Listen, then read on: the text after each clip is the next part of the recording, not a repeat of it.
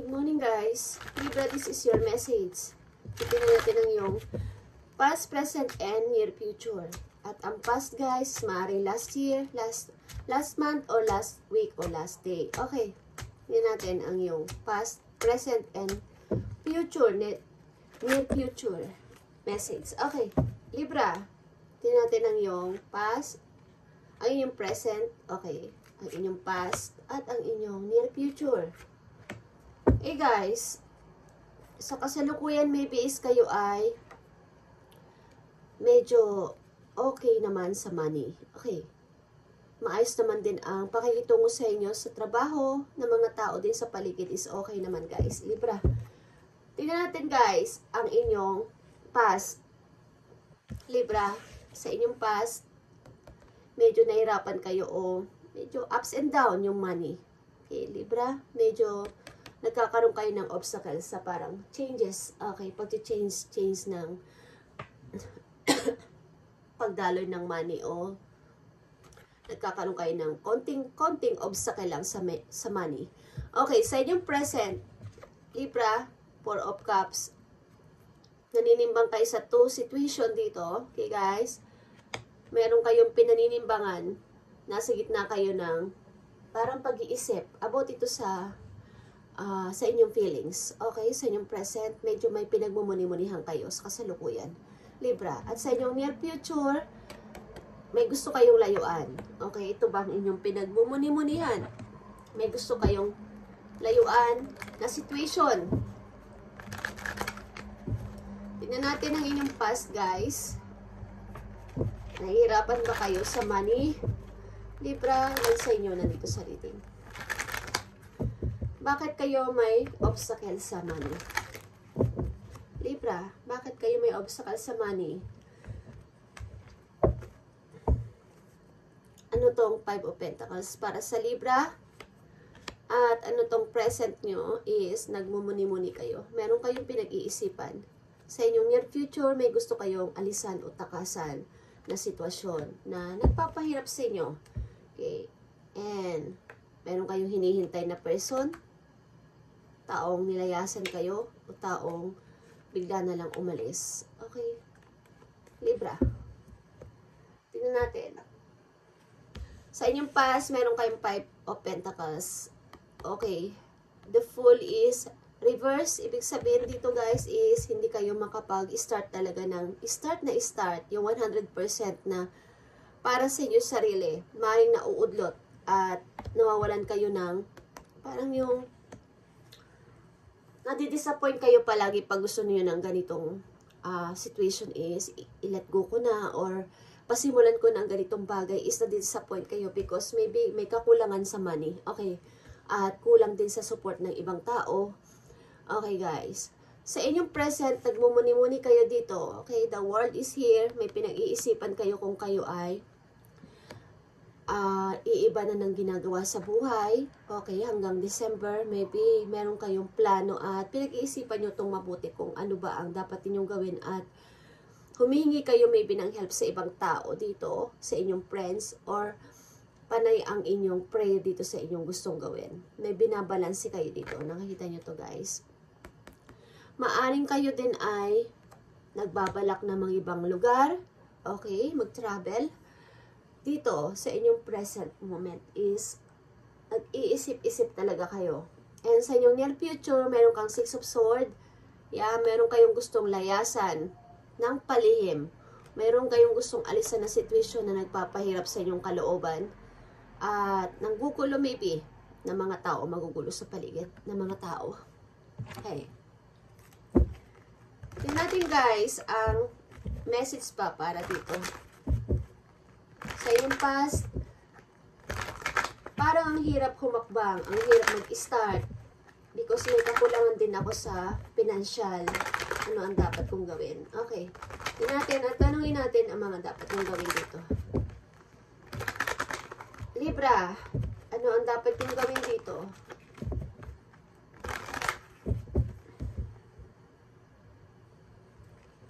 Sa inyong past, meron kayong Five of Pentacles and the Fool and Reverse.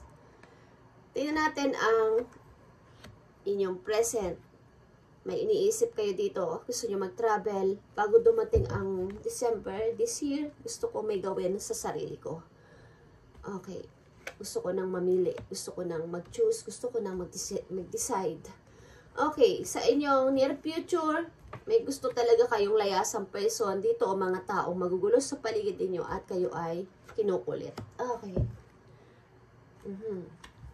Bagong person is nagbabadya sa inyong buhay, guys. Libra, bagong person. Ito ay hiniling nyo maybe sa langit o bibigay sa inyo ni God. Okay. Tingnan natin. Sa inyong past. The Chariot. Okay, guys? The Chariot is pamimili ito sa two direction, two people. At maybe nahihirapan kayo dito talaga mag-start because may tao sa inyo maybe nang iwan dito sa inyong past. At iniwan kayo sa kawalan. Bagamat gusto nyo mag-start dito o magpasimula is kulang kayo sa money sapagkat maybe ang tao na to is iniwan kayo sa kawalan at kawalan ng money o nagkakaroon kayo ng struggle sa pera. Sa ilang Libra, okay, sa inyong present, nandito ang Four of Cups and the World. Okay? Knight of Cups is here. Okay? Maaring meron dito sa inyo mag-o-offer ng help.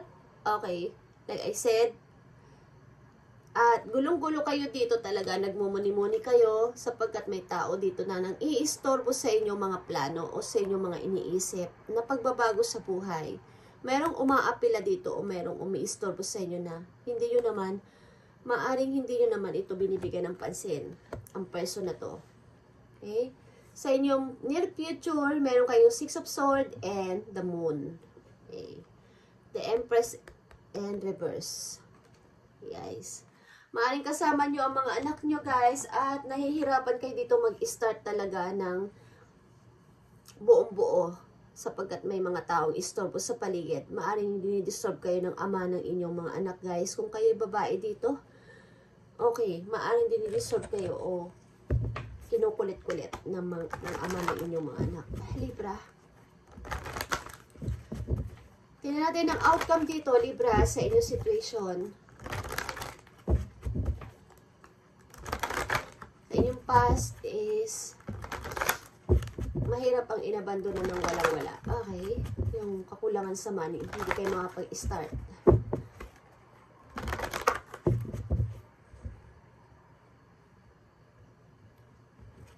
Libra, I need message for Libra sa kanilang near future. At dito sa kanilang present and past. Okay, tingnan natin ang inyong past. Libra. Okay, 5 of Wands ito, guys. Meron ka ditong maybe pinagtanggol o ipinagtanggol na tao. Meron kang sinamahan o merong sinamahan ang tao na to between. Iniwan ka sa kawalan ng person na to, maybe. Okay, medyo mayroon kayong struggle dito sa money because iniwan kayo ng tao na to sa kawalan. Pinagtanggol niya ang ibang tao kaysa sa'yo o mas pinili niya ang ibang tao kaysa sa'yo o pinili niya ang isang person kaysa sa'yo. Okay, Libra. Sa inyong present, guys, andito ang Knight of Cups. Meron kayong plano, ba't pinag-iisipan nyo pa sa inyong kasalukuyan? Ten of Cups, guys. Okay. Masayang family. Ito yung iyong iniisip. Magkaroon ka sana ng masayang family. Buong pamilya at maaring sama-sama sa isang bubong. Okay, maaring bago dumating ang December, nagpaplano kayo, Libra, na makabili ng sariling bahay na matitirahan ninyo ng inyong pamilya o ng inyong mga anak, kasama inyong mga anak. At ito ang inyong pangarap. Okay, bago dumating ang December is may plano ka this year na makabili ng bagong bahay at magsama-sama sa isang bubong. Okay.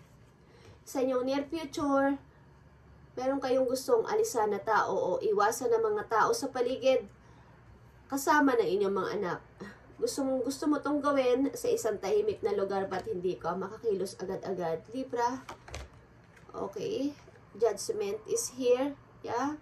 Maaring isang tao na nakasama mo, like I said, o nakahiwalayan mo ang gusto mo ditong takasan sapagkat napakahirap ng situation. Okay, ginugulo ka ng person na to. Night and day. Tingnan natin ang payo sa inyo ng iyong guidance from heaven, guys. Sa inyong situation, Libra. Kahit ano pang pakikipaglaban mo sa tao na ito, sumama pa rin isa sa iba. Okay? Hindi ko alam kung 5 years ago. 7 years ago.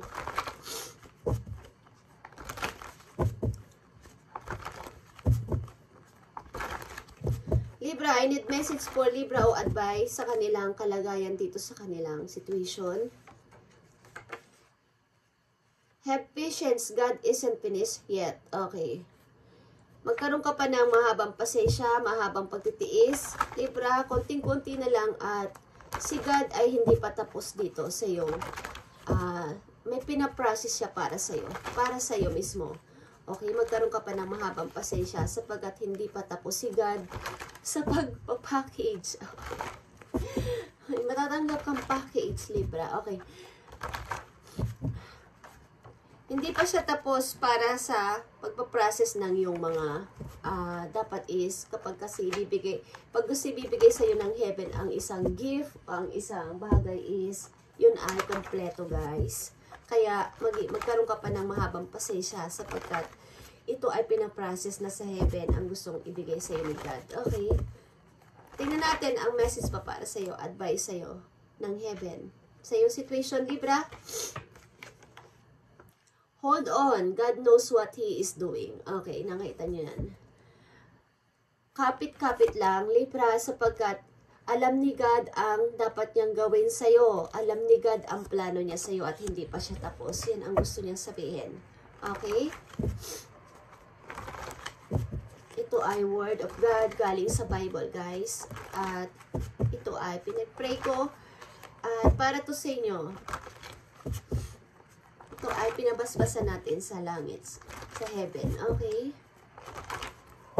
Pinabasbasan natin sa inyong mga guidance. Para sa inyong message. Magkaroon pa kayo ng mahabang pasensya, guys, Libra, at hindi pa tapos si God sa ginagawa niya para sa inyo. At hold on. God knows what He is doing. Alam niya ang ginagawa niya at magkaroon lang kayo ng mahabang pasensya. Alam niya ang ginawa sa iyo ng mga kapwa mo sa iyo. Alam niya ang ginawa sa iyong pagpapahirap, alam niya ang ginawa mong pagtitiis, at alam niya ang ginawa mong pagpapasensya. Isa pang message for you, Libra, dito sa iyong situation. Okay? Maaaring may tumutulong sa iyo ditong tao o mga tao na mag-start ka na ng bago, Libra. Because meron ka mga kasamang anak, huwag mong pansinin itong mga tao o taong nang-iistorbo sa iyo. Okay, tingnan natin, guys.